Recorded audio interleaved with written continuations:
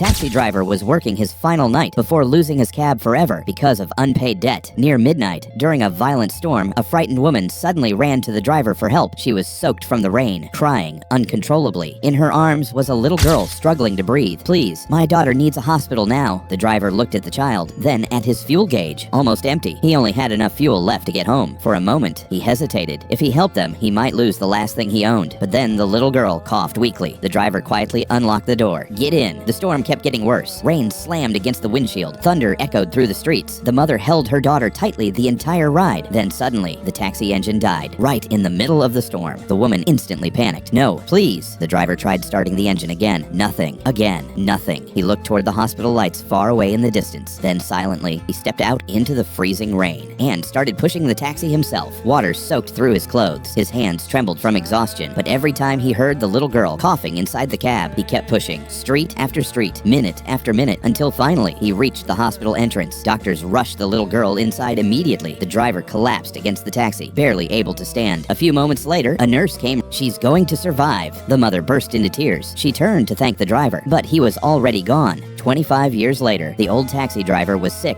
alone, and about to lose his home. Then one afternoon, black SUVs surrounded his apartment building. A world-famous athlete stepped out and walked straight to his door. The old man became nervous, but the athlete smiled and quietly said, "My mother never forgot the man who saved my life during a storm." The driver froze. Then the athlete placed house keys into his trembling hands. "You carried us when nobody else would. Now it's my turn."